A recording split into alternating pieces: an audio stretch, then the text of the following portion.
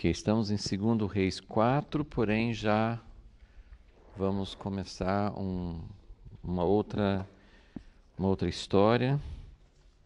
Ficamos bastante tempo na história da mulher sunamita, que é a maior desse capítulo.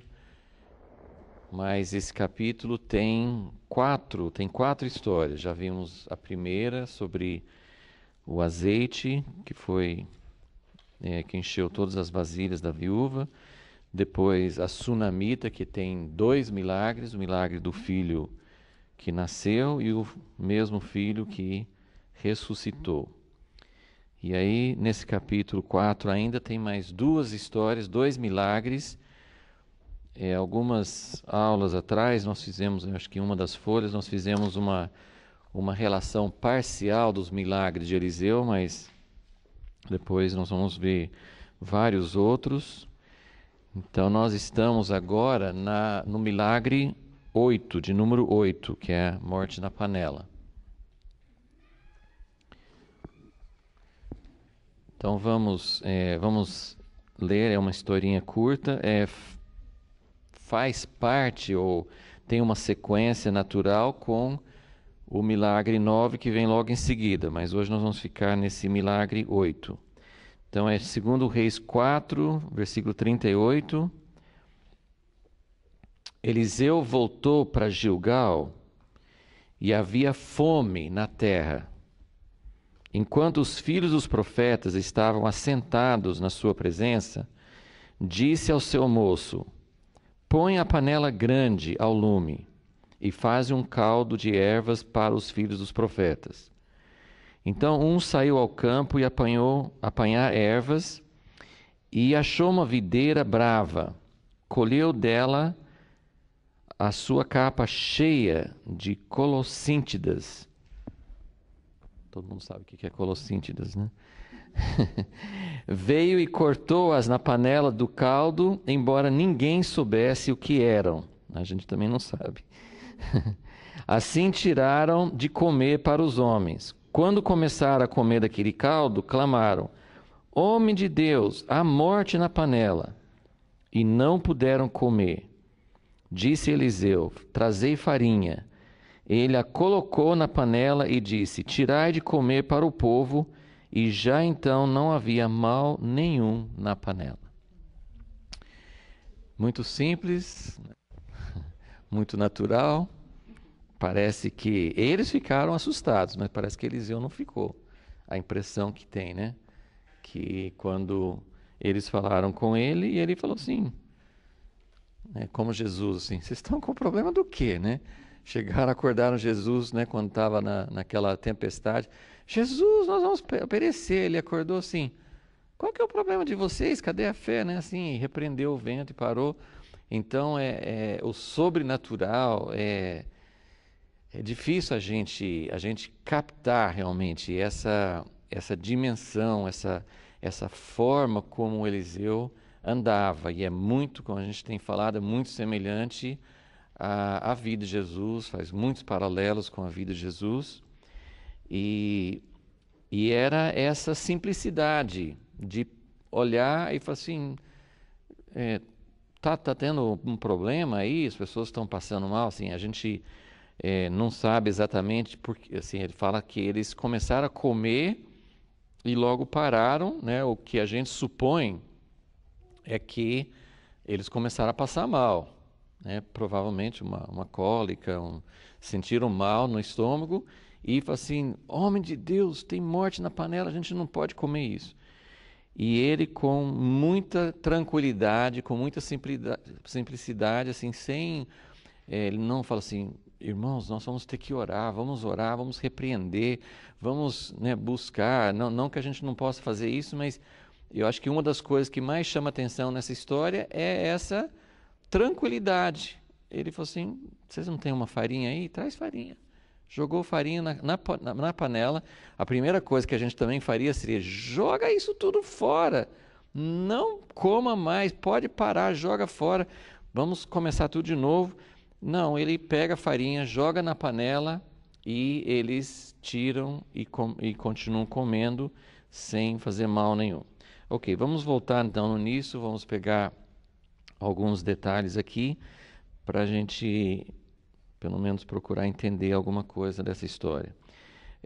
Primeira coisa que a gente só quer chamar atenção, tem muitas coisas que a gente não entende perfeitamente, mas eu sempre falo que tem significados em todos os detalhes, né? Cada história, cada incidente, tudo que acontece cada detalhe é importante. Se esse detalhe está na Bíblia, às vezes nem fala onde que foi, aqui fala o nome da cidade, Gilgal. O que faz um pouco de confusão às vezes na Bíblia é que, assim como nomes próprios, como nome de pessoas, às vezes têm o mesmo nome, são pessoas diferentes. Cidades também. Tem pelo menos duas cidades, dois lugares, e quando, pelo menos quando eu dou uma pesquisada assim no Google, né, no santo Google, né, que tem todas as informações, né, que você precisa para todas as coisas, então você pode achar alguns comentários, algumas coisas que podem ajudar. Eu noto que às vezes as pessoas não reparam nesse detalhe. Esse Gilgal, essa cidade Gilgal, não é o mesmo lugar que é citado em Josué, logo que o povo de Israel passou o Jordão, entrou na terra prometida. Depois de Jericó, eles foram para Gilgal. Foi um lugar que eles se circuncidaram. Então tem umas coisas muito importantes, interessantes que aconteceram naquele lugar. Esse Gilgal aqui não é o mesmo lugar, que seria assim na planície, aquela de Josué, ficava na planície perto do Rio Jordão. Esse Gilgal é o mesmo que a gente encontrou. Se vocês têm, né, muita gente aqui acho que fica com essas folhas soltas, mas o certo seria assim, ter a sua apostilinha, né, a sequência, porque você poderia ver atrás, né, tem uma das folhas, agora não vou lembrar o número, mas não faz muito tempo, que a gente colocou um mapinha atrás da folha que mostra aquele último roteiro de Elias, quando ele estava já indo para ser arrebatado, para ser levado, e lá fala de 3 lugares. Então, se você tiver o mapa, você consegue visualizar. Qual folha que é? Não é esse não. Não é esse. É um que fala das 3 cidades que tem atrás. Então, mostra o roteiro. Isso. É atrás da 27. Então, é 27, atrás da folha 27, você vê as 3 cidades. Isso está em 2 Reis 2, quando Elias, ele já vai para... no fim, ele vai atravessar o Rio Jordão e ele vai ser levado embora do lado de lá do Rio Jordão. Mas antes de passar o Jordão, ele passa em 3 cidades. E a primeira dessas 3 é justamente Gilgal. Eu vou já explicar por que a gente está voltando a essa sequência. É uma coisa interessante, eu não sei exatamente o significado disso, mas olha que coisa interessante. Então, lá em 2 Reis 2, Elias começa em Gilgal e ele fala com Eliseu. Lembra aquela historinha que ele vai para 3 lugares diferentes, em cada lugar ele fala com Eliseu: fica aqui porque o Senhor me mandou para a próxima cidade. Quando ele está em Gilgal, ele fala: Deus me mandou para Betel. Aí no mapa você vê a sequência. Então ele vai para Betel. Aí ele chega em Betel, ele fala assim: Eliseu, fica aqui, porque o Senhor está me enviando para Jericó. Jericó já ficava próximo do Jordão. Aí quando ele chega em Jericó, ele fala com Eliseu: fica aqui. Em cada um ele insiste com Eliseu para ficar.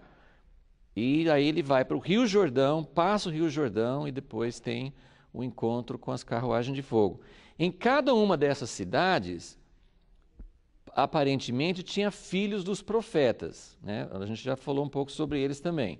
Os filhos dos profetas, né, o termo que nós usaríamos hoje seria discípulos dos profetas, que não eram filhos biológicos. eles chamavam filhos dos profetas, era uma espécie de escola, uma escola de profetas, e lá tinha tinha vários, né, em cada uma dessas cidades tinha várias pessoas que estavam se preparando, estavam em treinamento, já com os dons, já estavam começando a agir com os dons do Espírito e a revelação, né, os dons né, proféticos de revelação, e eles, cada um desses lugares, eles chegam para Eliseu, eles não falam com Elias, eles chegam para Eliseu e falam: você sabia que o seu mestre vai embora hoje? E ele fala: eu sei disso, fique quieto, né? Então ele fala em cada lugar ele fala fala com Elias que de jeito nenhum ele vai permanecer e tal. Bom, aí depois que Elias é levado embora, Eliseu volta e faz o caminho, evidentemente, o caminho inverso. Passa pelo Rio Jordão, abre o Rio Jordão, igualzinho Elias abriu, e aí ele vai, no capítulo 2 ainda, de 2 Reis, que nós já vimos, ele passa por Jericó. Em Jericó tinha problema com as águas, né? Ele fica lá com os filhos dos profetas e ele faz o primeiro milagre depois do Rio Jordão. O primeiro milagre que Deus faz através dele é curar as águas. Ele pega sal, as águas estão dando doença, estão dando problema, trazendo morte também. Ele coloca sal na água e as águas são curadas. Até se você está pertinho aqui, só porque tem algo semelhante aqui, né? No capítulo 2, versículo 19. Os homens da cidade disseram a Eliseu: como meu senhor vê, essa cidade é bem situada, mas as águas são más. As águas têm doença, tem alguma coisa que faz mal para a saúde. E a terra é estéril. Disse ele: trazei-me uma tigela nova e ponde nela sal. E eles a trouxeram. Então saiu ele ao manancial das águas, deitou sal nele, dizendo: assim diz o Senhor: sarei estas águas, jamais causarão morte, nem esterilidade. Então, em Jericó acontece isso. Em Betel, a próxima cidade, no sentido inverso, em Betel é onde acontece aquela história dos garotos, dos mocinhos, que ficam caçoando dele, que ficam ridicularizando ele, e ele amaldiçoa em nome do Senhor, e saem as ursas e despedaçam vários meninos.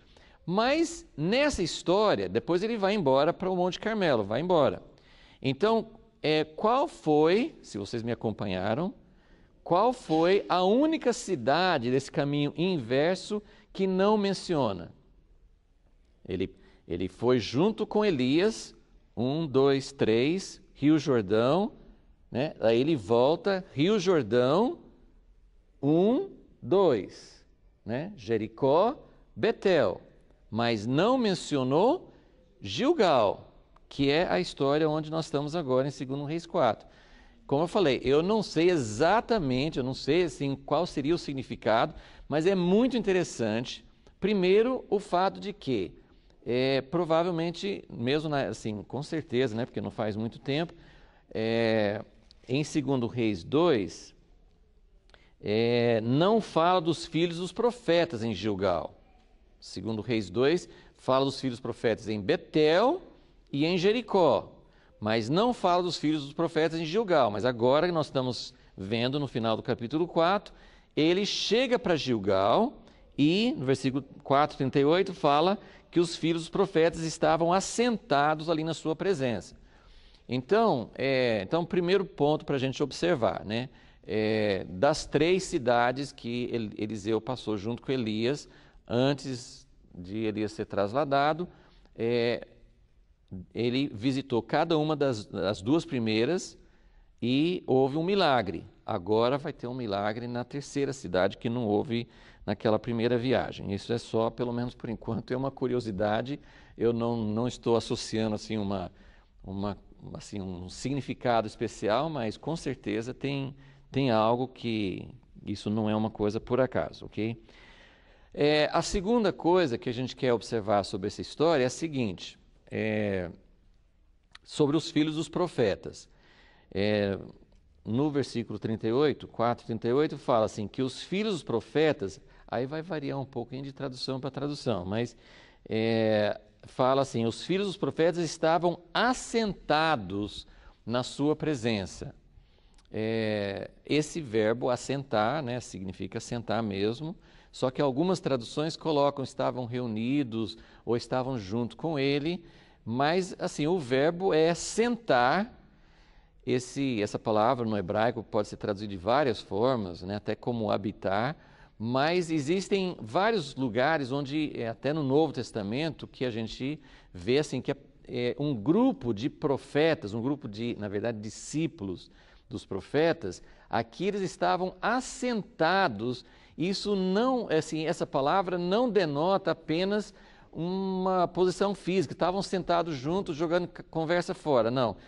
Eles estavam assentados diante de Eliseu, assim como Maria ficava sentada aos pés de Jesus. No Novo Testamento fala de Paulo, que foi criado aos pés de Gamaliel, né? Assim, dá a ideia assim, de alguém que está aprendendo. Então, só queria também, antes de prosseguir na história em si, lembrar dessa relação de Eliseu com os filhos dos profetas. Mais uma vez eu vou voltar naquela história de Eliseu com Elias, passando pelas 3 cidades. Eu queria que vocês vissem como foi mudando a relação dos filhos dos profetas com Eliseu. Quando Eliseu estava junto com Elias, quem era Eliseu? Quem era Eliseu quando estava junto com Elias? Ele era um empregado, um servo, um ninguém, né? E eles, os filhos dos profetas, nessa história que eles vão, né, que Elias e Eliseu estão indo juntos de cidade para cidade até chegar no Jordão, nessa história lá, os filhos dos profetas, eles tratam Eliseu como alguém que não sabe de nada. Você sabia que o seu mestre vai embora? Assim, nós temos revelação. Você é um empregado, você não sabe de nada. Então eles tratam Eliseu com muito desprezo, porque eles não sabem quem ele é simplesmente um empregado do grande profeta, um servo do grande profeta.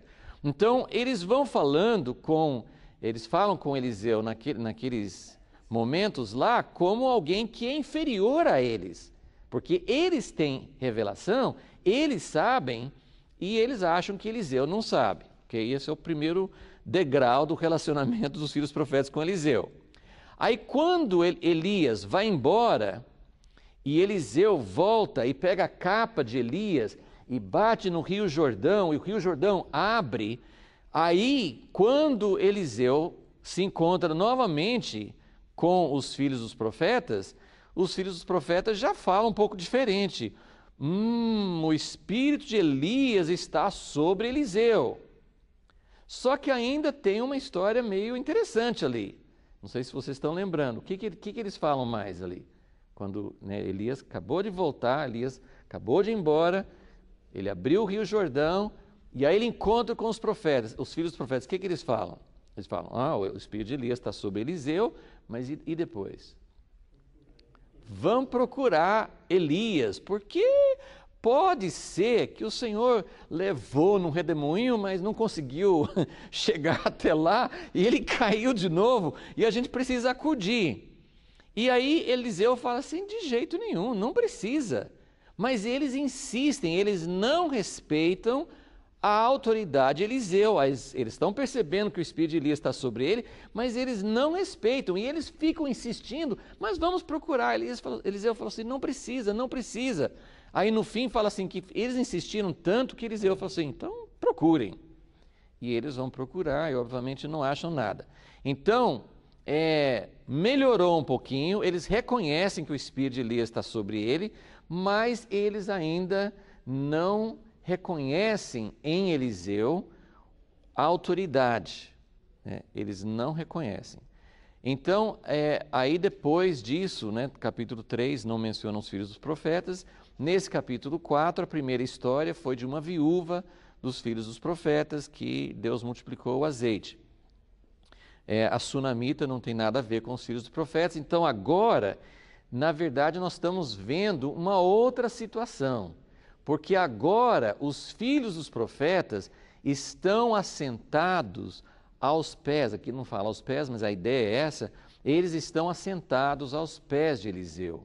Eliseu agora é reconhecido. Então, só para vocês verem essa sequência e ver como Deus foi confirmando, como Deus foi firmando a posição de Eliseu como realmente alguém que tinha a palavra do Senhor e não só milagres. Essa ideia aqui de que eles estavam ali assentados na sua presença, significa que Eliseu estava ensinando. Então Eliseu não só fazia milagres, mas ele, com certeza, ele estava ensinando, falando de princípios, falando das coisas que eles precisavam ouvir para se tornarem homens de Deus mais maduros. Porque praticamente todas as citações dos filhos dos profetas mostra pessoas em formação e pessoas imaturas, pessoas que até têm algumas revelações. Eles chegaram, eles viram Elias e eles sabiam que Deus ia levar Elias embora. Então isso foi uma revelação, eles tinham alguma revelação, eles tinham contato com Deus, eles tinham dons de revelação, mas eles eram imaturos, porque só uma pessoa imatura vai falar, Deus levou Elias embora, mas acho que pode ser que ele jogou em cima de algum monte, em cima de, tá perdido por aí, precisa procurar. Isso era claramente uma falta de maturidade, de percepção, de conhecimento de Deus. Então, aqui também mais uma coisa para observar, acho que já falei isso, mas os filhos dos profetas não são chamados propriamente filhos, mas eram um grupo de profetas, mas todos os estudiosos veem mais ou menos a origem desse costume de ter um grupo de profetas aprendendo do tempo do profeta Samuel. Foi Samuel que parece que começou esse costume de ter um grupo de profetas ensinando e treinando. Daí que Saul até encontra, em 1 Samuel 19, ele encontra com um grupo de profetas e Samuel na frente desse grupo de profetas e Saul é contagiado pelo espírito de profecia e começa a profetizar também, em 1 Samuel 19. Depois a gente não ouve praticamente nada sobre eles. No tempo de Elias, o antecessor de Eliseu, no tempo de Elias, os filhos dos profetas são mencionados, tem até uma história em que um deles vai falar, ele entrega uma palavra de Deus, então os filhos dos profetas, é difícil achar filho do profeta fazendo alguma coisa mais madura, mais assim, você não encontra muitos filhos dos profetas, às vezes a gente fala assim, era uma escola de profetas, mas cadê os caras que se formaram nessa escola e se tornaram realmente homens maduros, homens usados por Deus? Não tem muitos exemplos. Mas, se quiserem marcar, acho que acho que em 1 Reis 20,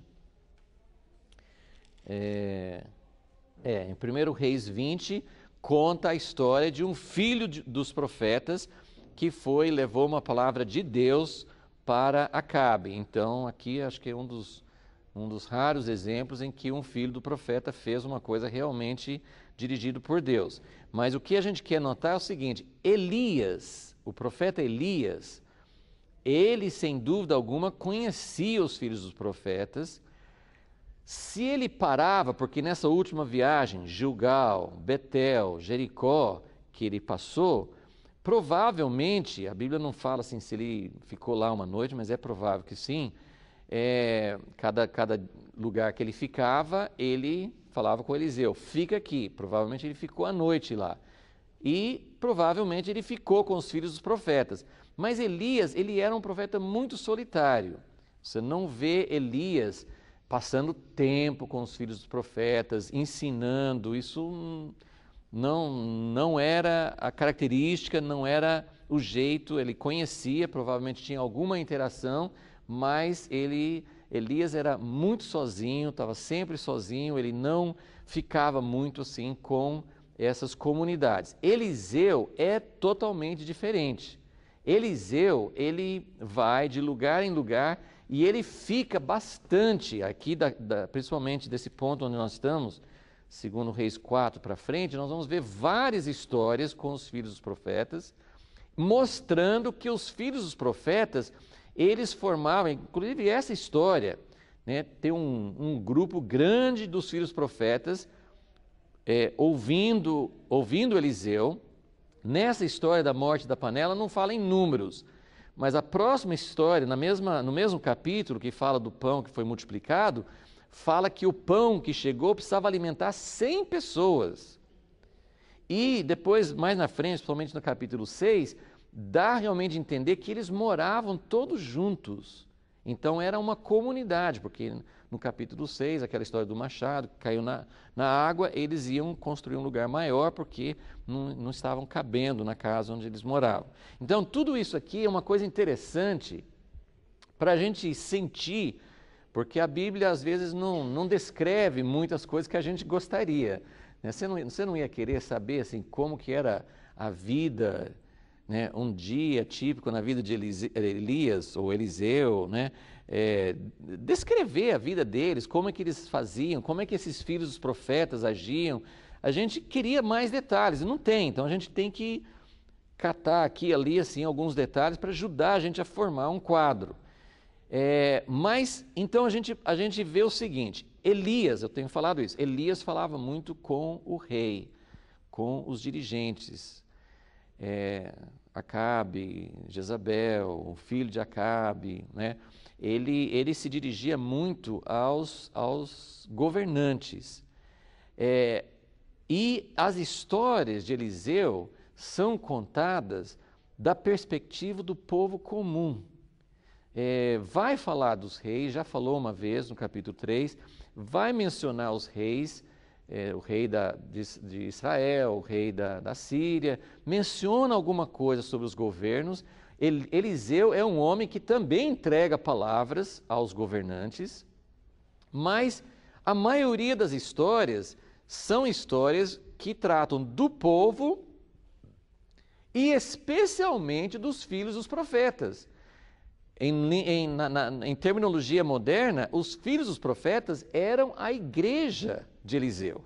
Era com eles que ele ficava. Ele ia de cidade em cidade, ele ficava com os filhos dos profetas. Lembrem que a nação de Israel como um todo não mudou, nem com Elias não mudou, né? Houve algumas mudanças, mas o culto a Baal, os dirigentes da nação são idólatras. Uma grande parte do povo de Deus não está sendo fiel a Deus.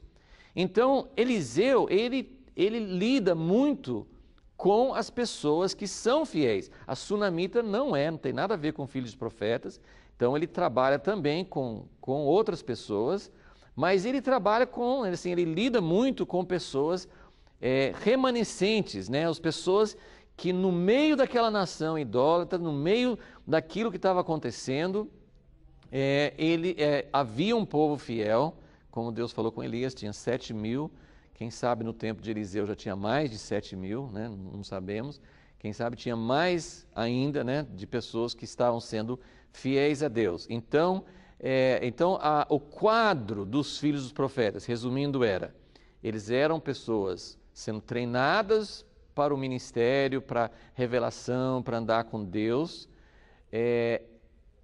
Se você olhar para outros profetas, como esses que a gente tem na Bíblia, livros da Bíblia, Isaías, Jeremias, Ezequiel, profetas menores, os profetas tinham muito conhecimento da palavra, então, com certeza, esses filhos dos profetas tinham que passar tempo lendo as escrituras que eles tinham. Eles não tinham muitas escrituras, que nós estamos aqui em 2 Reis, que não estava escrito ainda, né? Então eles não tinham muitas escrituras, principalmente os livros de Moisés.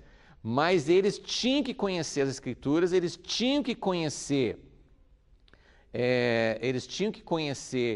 a história, eles tinham que conhecer a história do povo de Deus. Então eles estavam ali sendo treinados, porém eram pessoas imaturas.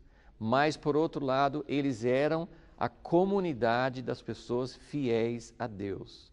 Eles eram, né, como aquela viúva que contou no início do capítulo, era uma pessoa fiel a Deus, o marido dela tinha sido fiel a Deus. Então, é com essas pessoas comuns, porém fiéis a Deus, diferentes do resto da nação, que Eliseu ele está trabalhando muito com essas pessoas e trazendo a realidade do reino de Deus. Né?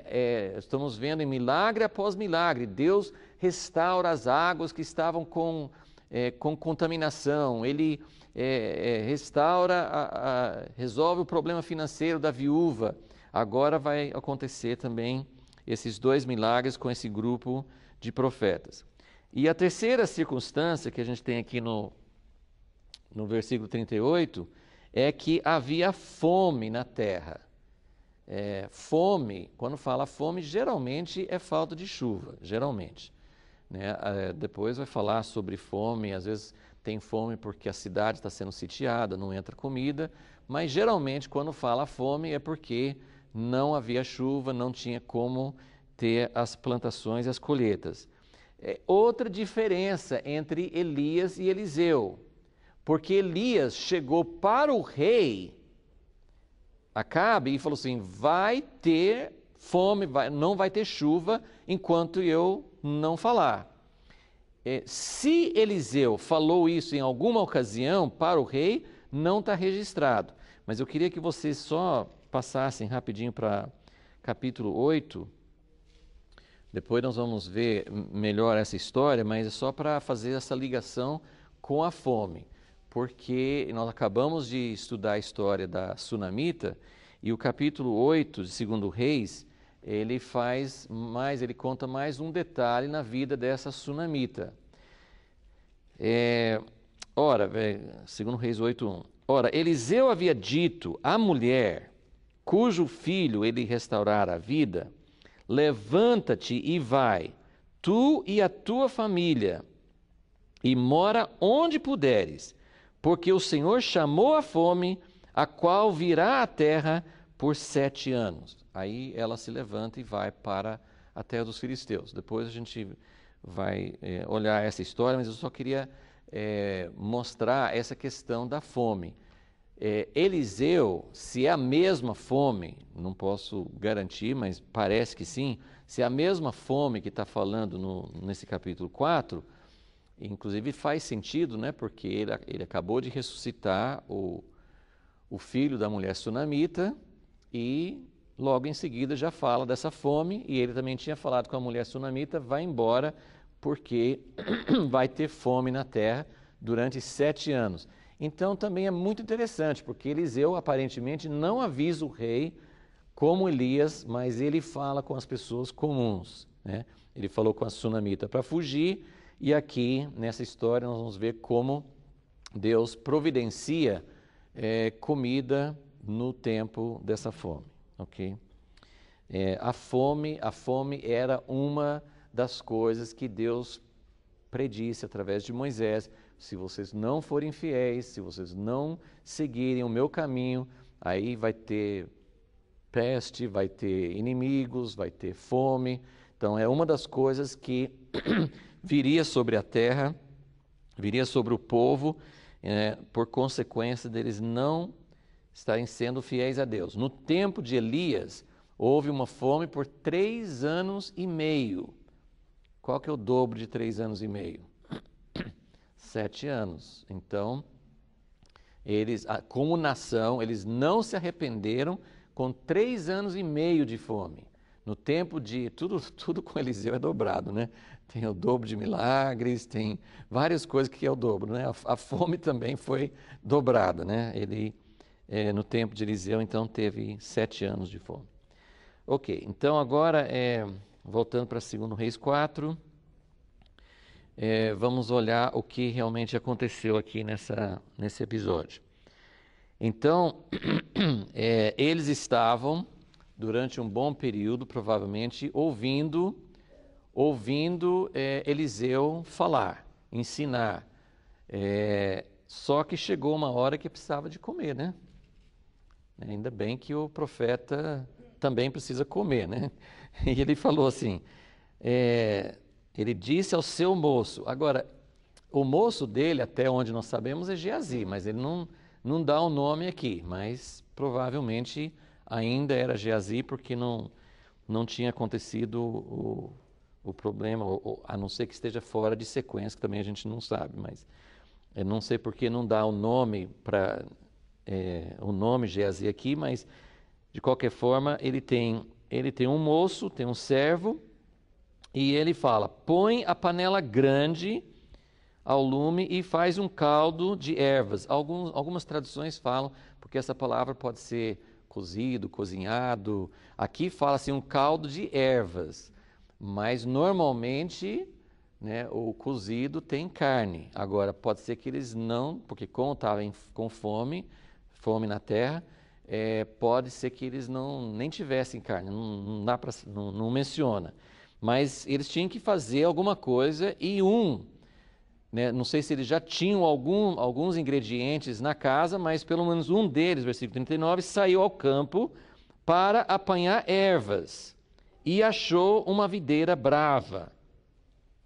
Colheu dela a sua capa, ele encheu uma capa desses, né, alguns falam que é meio parecido com um tipo de um pepino, outros falam que é uma coisa mais ou menos, não sei se vocês conhecem, cabaça, né? Uma coisa assim que tem no...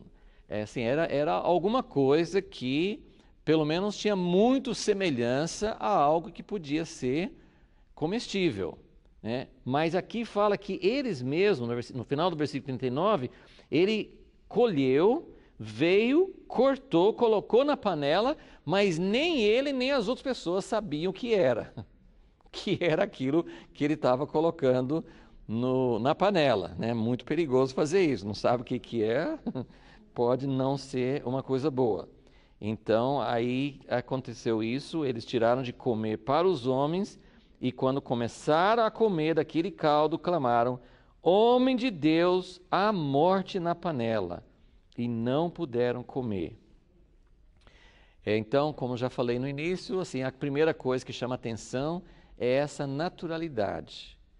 Como já vimos, né, na história da Sunamita, existem momentos que até Eliseu ficou angustiado, precisou perseverar, precisou buscar Deus. Tem coisas que não vêm com uma simples palavra e nem com uma simples oração. Então, Eliseu, o grande profeta Eliseu, o grande profeta Elias, eles tiveram situações em que tiveram que buscar a Deus com intensidade. Então, o fato da gente ter que buscar e perseverar e orar de novo e de novo não é necessariamente uma coisa, eu não tenho fé, por isso que eu tenho que ficar orando e orando. Temos que conhecer a Deus, né? Quando Deus já dá a certeza, não, eu respondi, a sua resposta veio, quando vem aquela paz, quando vem aquela convicção que Deus ouviu, que Deus respondeu, não é para ficar orando, é para começar a agradecer. Mas não tem uma regrinha para saber isso, né? Isso a gente tem que saber no relacionamento com Deus. Quando é que Deus deu a certeza? Quando que Deus realmente respondeu? Não, Deus não respondeu ainda, vamos continuar orando. Mas existe algo, e é isso que eu confesso, eu olho para isso assim, Senhor, como é que a gente entra nessa dimensão? Como é que a gente pode conhecer essa vida, essa autoridade com Deus? Porque há vários momentos, né, Jesus era assim também. Jesus, ele chegava e ordenava. Naquele momento, a Bíblia fala muito sobre Jesus orar. Jesus orava a noite toda. Jesus orava muito. Mas em muitas situações, Jesus não orava. Até quando ele foi ressuscitar Lázaro, em João 11, ele orou, mas ele fala assim: Pai, eu estou orando só para que as pessoas aqui saibam que é o Senhor que vai fazer, que isso não vem de mim. Em outras palavras, ele está dizendo: eu estou orando para que as pessoas saibam, mas eu sei que o Senhor me ouve, e se ele falasse sem nenhuma oração introdutória, Lázaro vem para fora, Lázaro teria vindo para fora. Então, essa autoridade com Deus, esse nível do sobrenatural, de poder simplesmente falar, como ele falou com a mulher sunamita: você não tem filho? Não tem filho? Então, o ano que vem você vai ter um filho. né? Ele não orou, ele não buscou, não jejuou, não ficou fazendo vigília, ele simplesmente falou: você vai ter um filho. Já para ressuscitar foi outra história. Aqui também, ele não fica assim, será que... Aí é tudo especulação, né? Será que nessa hora, homem de Deus, tem morte na panela? Será que ele ficou preocupado? Será que ele falou assim, Deus... Né? Tem a história aqui no início desse capítulo, quando a viúva vem e fala assim: oh, homem de Deus, eu estou nessa situação, meu marido morreu, os credores. Aí, até a primeira frase de Eliseu, parece que ele não sabe. Fala assim: o que eu vou fazer por você? Ele até faz uma primeira frase como quem: o que será que Deus quer? Né? Então, acho que tinha um momento em que talvez ele, no coração, na mente, assim, ele fala assim: Deus, o que o Senhor quer que eu faça agora? Mas aqui não registra nenhuma atitude de titubear, nenhum vacilo, nenhuma incerteza. Ele tem toda certeza, traz um pouco de farinha. As pessoas às vezes especulam, acho que a farinha tira a característica de amargo. Assim, tem pessoas que até tentam achar uma explicação natural, mas pode até ter uma explicação, né? Como o sal que curou as águas de Jericó.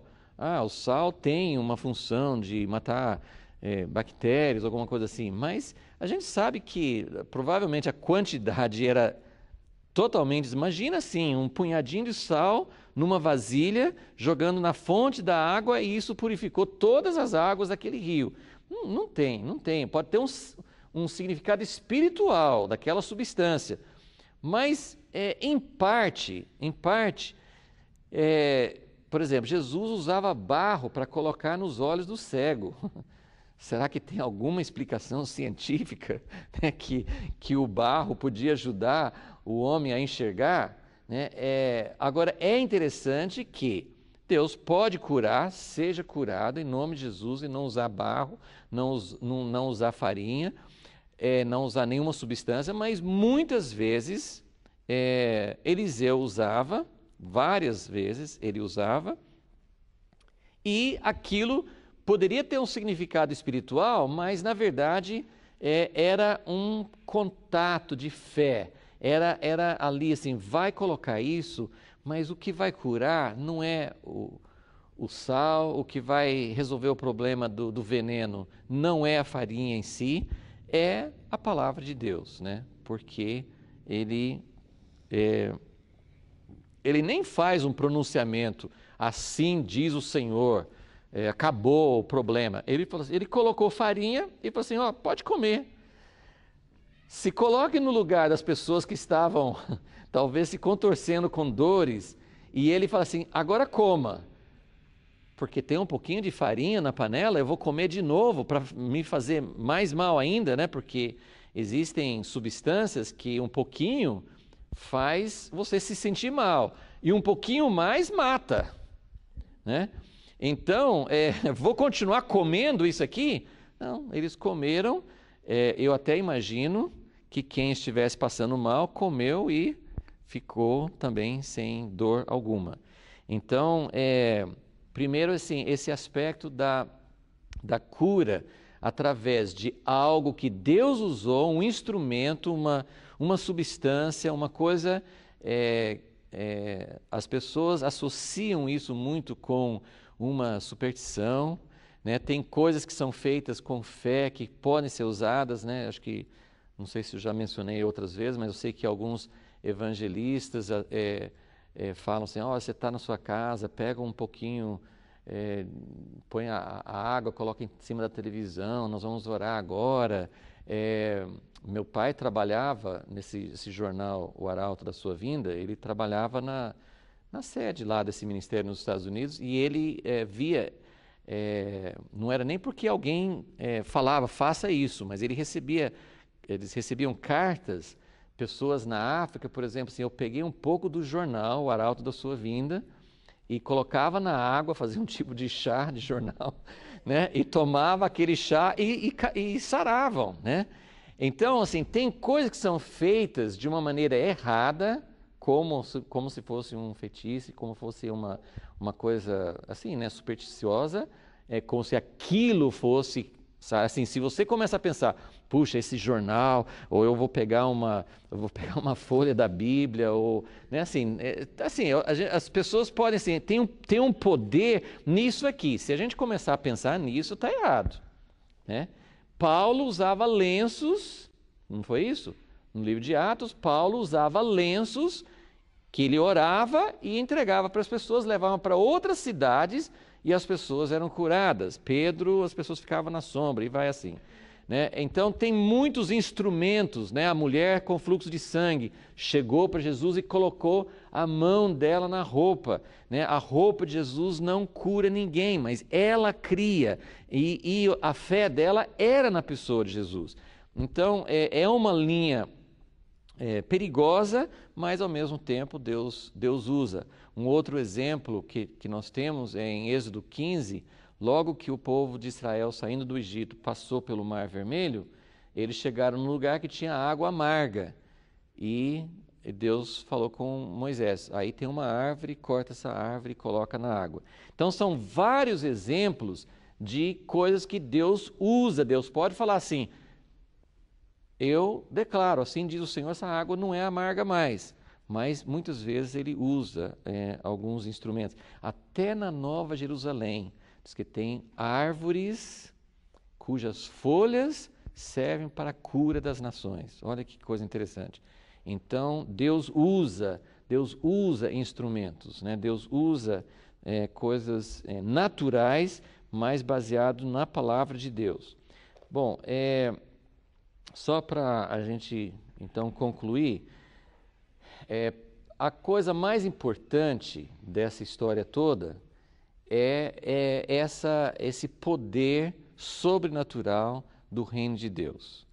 Eliseu, o ministério de Eliseu, a gente está repetindo muito isso, para a gente entender qual a importância. Cada história tem um significado especial, separado, mas no geral, o que Eliseu representa? Qual o significado do ministério de Eliseu? Por isso que nós estamos mostrando a diferença em relação a Elias. Elias veio preparando, Elias veio abrindo um caminho, ele tinha um papel importante, né, ali, mas também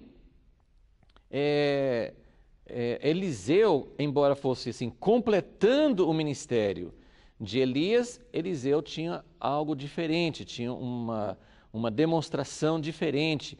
E o papel especial de Eliseu era para mostrar essa realidade do reino de Deus. E olha quanto tempo, né? 800 anos antes de Jesus, Eliseu mostrando que na verdade Jesus veio para trazer, que o reino de Deus é superior a águas contaminadas, é superior a problemas financeiros, a mulher não tinha com que pagar, Deus pode pegar um pouquinho de azeite e resolver todos os problemas, toda a provisão, toda a situação impossível daquela viúva.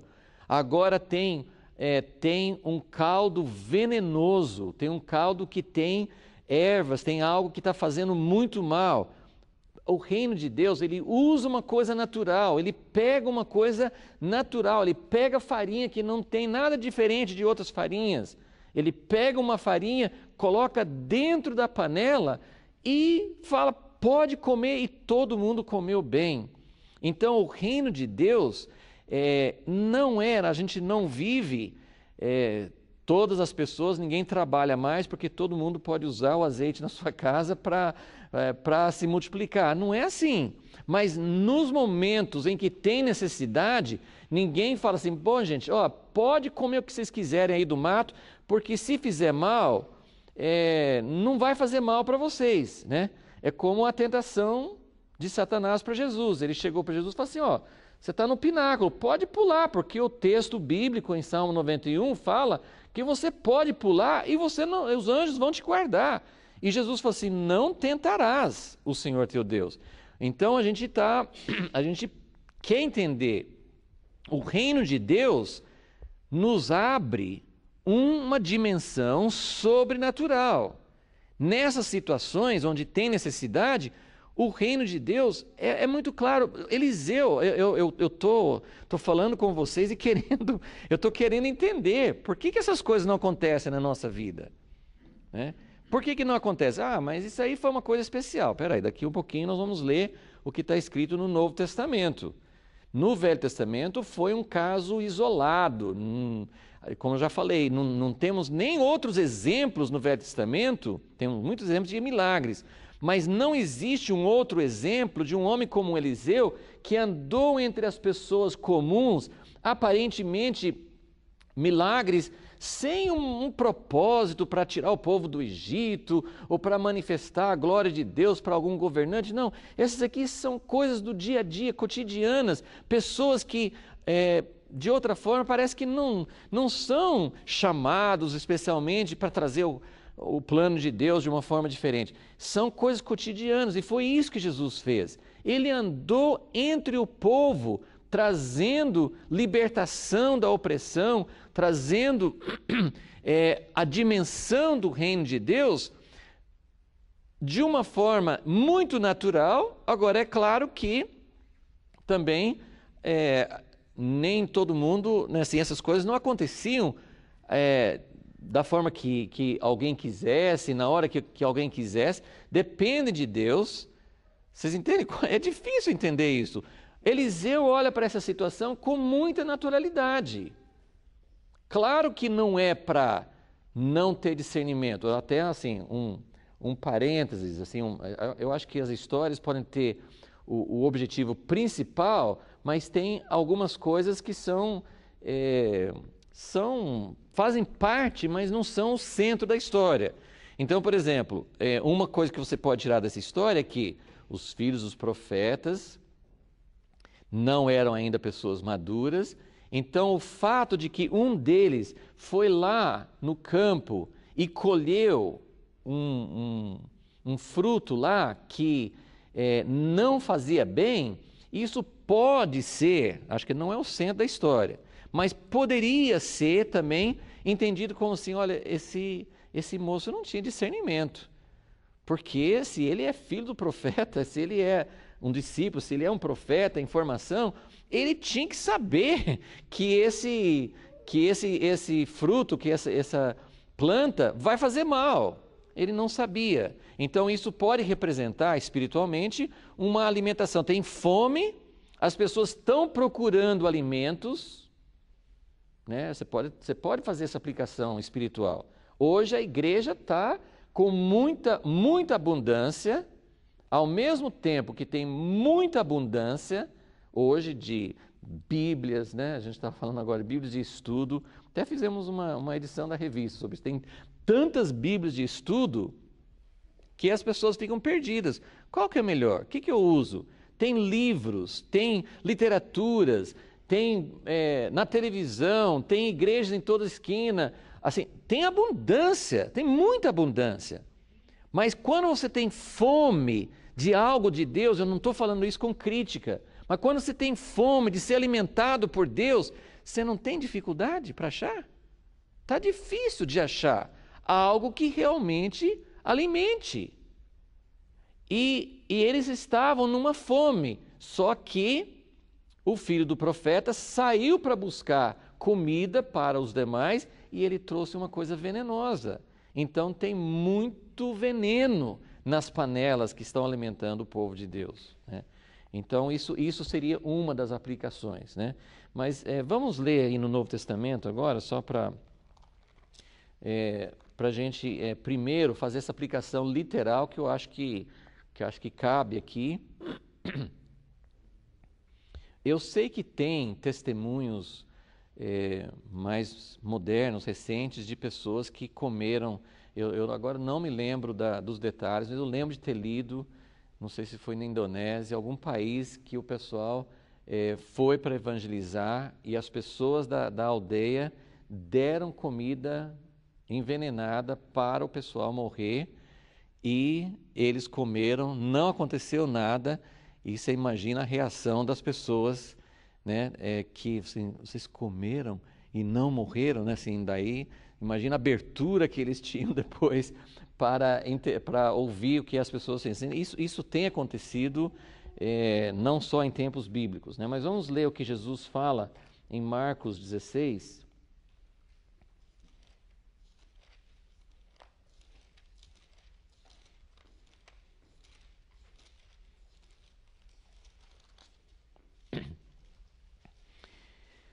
Marcos 16, versículo 15, ele fala, essa aqui é a versão de Marcos, né, da grande comissão: ide por todo o mundo, pregai o evangelho a toda criatura, quem crer e for batizado será salvo, mas quem não crer será condenado. Estes sinais, versículo 17, hão de seguir os que crerem. Em meu nome expulsarão demônios, falarão novas línguas, pegarão em serpentes, e quando beberem alguma coisa mortífera, não lhes fará mal algum. Imporão as mãos sobre enfermos e os curarão. Então, isso aqui, gente, não é para... Ele não está dizendo, olha, vocês vão sair por aí mostrando que vocês são os poderosos, né? Esses sinais vão seguir. O centro de tudo é anunciar a palavra, as pessoas poderem crer que aquela palavra que está sendo pregada não é uma palavra humana.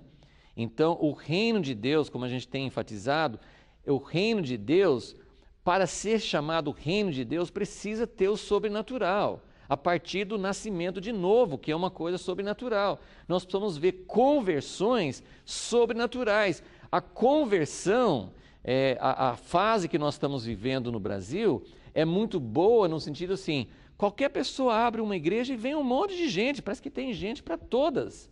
Então, isso até indica, tem uma abertura no céu, tem uma abertura nos lugares celestiais sobre o nosso país e alguns outros também, que é muito fácil. Em outros lugares eles oram o ano inteiro. Às vezes não se converte uma pessoa em alguns campos missionários. Às vezes não se converte uma pessoa. Uma conversão é causa de celebração. E é tão difícil que uma conversão só acontece pelo poder de Deus. Então, eu quero só contrastar. Assim, hoje está, entre aspas, tão fácil que tem muitas conversões que não são verdadeiras. Infelizmente. Está tão fácil e até posso dizer, está tão na moda ser evangélico que as pessoas entram e às vezes estão ali para receber uma bênção, estão ali porque todo mundo fala que é bom, estão ali porque na televisão, etc., vem aquelas coisas. Então tem igrejas se enchendo e a gente não pode criticar porque alguns desses pregadores de televisão, algumas dessas igrejas enormes, estão trazendo muitas pessoas para Jesus. Eu não sou contra isso. No meio dessa multidão, tem pessoas que realmente estão tendo encontros com Jesus, mas é claro que tem muitas pessoas que não estão. Mas o problema nesse cenário é que as pessoas estão cada vez menos. Eu acho que se você for fazer uma pesquisa hoje numa igreja evangélica comum, que era o grande problema que o evangélico tinha com o católico. O católico estava na igreja porque nasceu na igreja católica, era batizado como criança. Então a gente fala assim, o católico está na igreja, mas não é porque teve experiência com Deus. Bom, hoje nas igrejas evangélicas está mais ou menos igual, né? Em muitas igrejas evangélicas você fala assim, quando é que você teve uma experiência de conversão? A pessoa talvez não vai saber o que é conversão. Então, o reino de Deus o reino de Deus só é edificado pelo sobrenatural, por Deus agir de uma forma sobrenatural. E aqui ele está falando que o sobrenatural envolve também expulsar demônios, curar enfermos, mas também envolve esse poder de Deus. Não é um poder que a gente usa ao nosso bel prazer. Me dá aqui um veneno, vou mostrar que eu posso tomar veneno, como se fosse um show, A pessoa assim, pode me dar veneno, que assim, não é, lógico que não é isso. É quando há necessidade, quando há uma situação, mas o reino de Deus é poderoso. O reino de Deus é superior à morte. O reino de Deus, né, podem pegar rapidinho Lucas capítulo 10.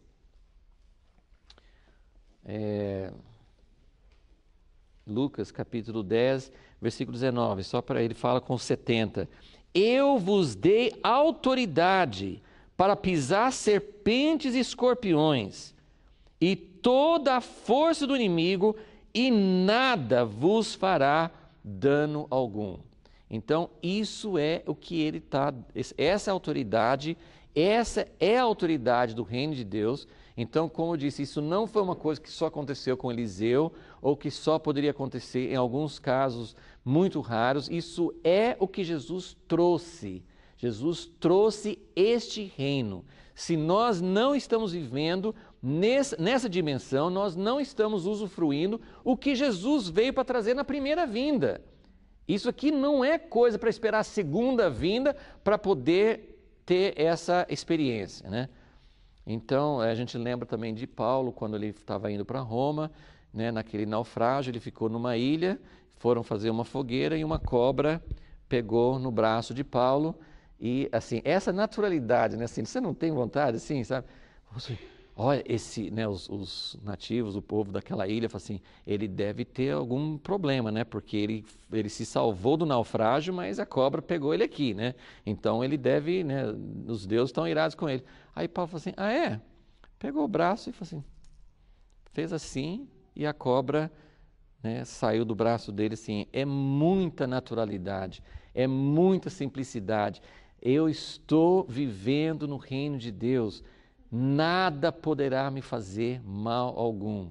Gente, eu falo junto com vocês como alguém que não está vivendo isso, né? Isso aqui é uma vergonha para nós. Isso aqui, nós não estamos vivendo na dimensão. Isso aqui, outra vez, não é para chamar atenção. Isso aqui não é sensacionalismo. Isso aqui não é para se mostrar. Isso aqui não é nada disso. Mas isso aqui é o poder do reino de Deus sobre todas as forças do mal. E só voltando então então tem essa aplicação literal, né? O milagre da morte na panela tem um significado literal, que é: se vocês comerem alguma coisa venenosa, no Novo Testamento, Jesus está falando especificamente isso. Vocês vão anunciar o Evangelho em todo o mundo. E vocês vão encontrar demônios, vocês vão encontrar enfermidades, vocês vão encontrar oposição, vocês vão encontrar coisas venenosas. E se isso acontecer, vocês não vão sentir mal nenhum, porque vocês estão vivendo para avançar o reino de Deus, né? Então ele está falando sobre isso de uma forma literal. Agora, se quisermos aplicar isso espiritualmente, tem morte na panela porque tem uma comida, né, a comida, né, a comida do povo de Deus, tem fome da verdadeira palavra de Deus. Então ali pode representar que o filho do profeta foi buscar aqueles frutos lá no campo e ele trouxe algo que fazia mal. Então tem morte na panela, e isso pode representar um evangelho contaminado. Então, só queria ler esses dois textos finais aqui, 2 Coríntios 11, para mostrar a seriedade de misturar o evangelho, a palavra pura, com algo que não é. Assim, são coisas parecidas.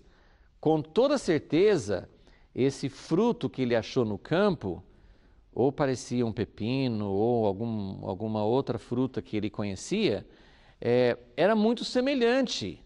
Ele foi picando dentro da panela, na frente de todo mundo, ninguém conhecia, mas assim, parece que é uma coisa boa, né? Foi achar alguma coisa, né? Acho que estava em falta, né, de alguma outra coisa para pôr no caldo, então ele achou isso. Então, tem muitas coisas que são parecidas.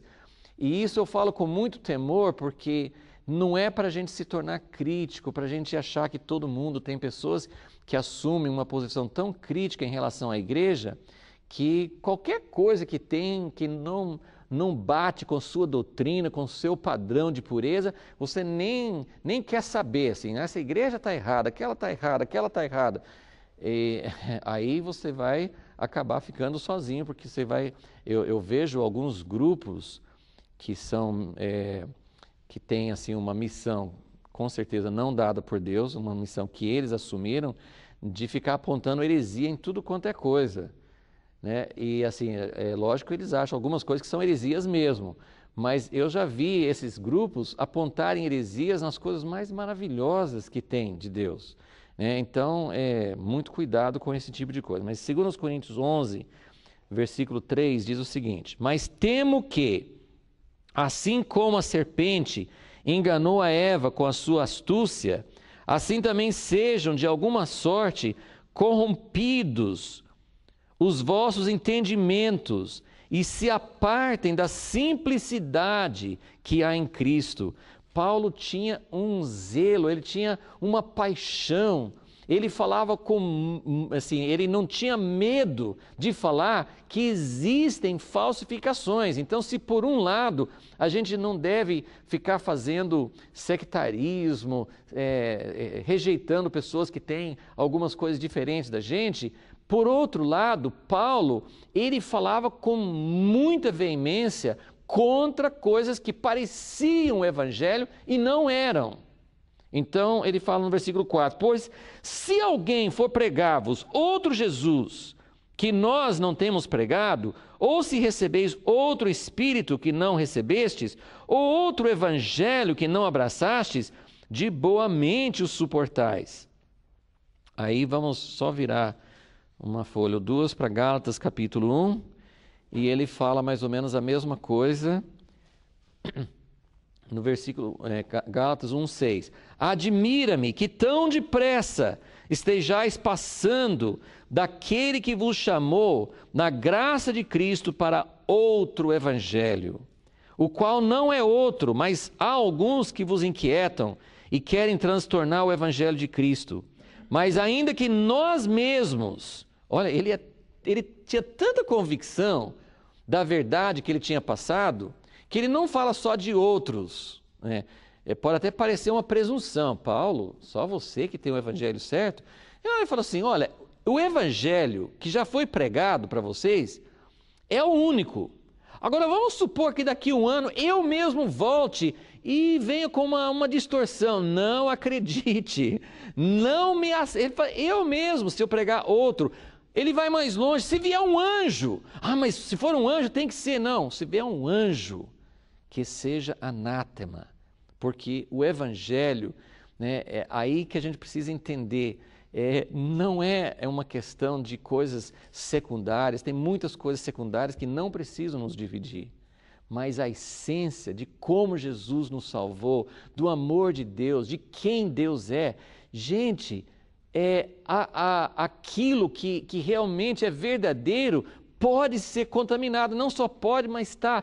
Nós estamos, esse aqui ele está falando nos primeiros anos, nas primeiras décadas da igreja. Imagina nós que estamos há 2000 anos dessa época, quanta contaminação, quanta coisa tem, em todas as épocas tem homens, tem escritos, tem literatura maravilhosa que a gente pode aprender, mas há morte na panela, há muita morte na panela que está alimentando o povo de Deus, né?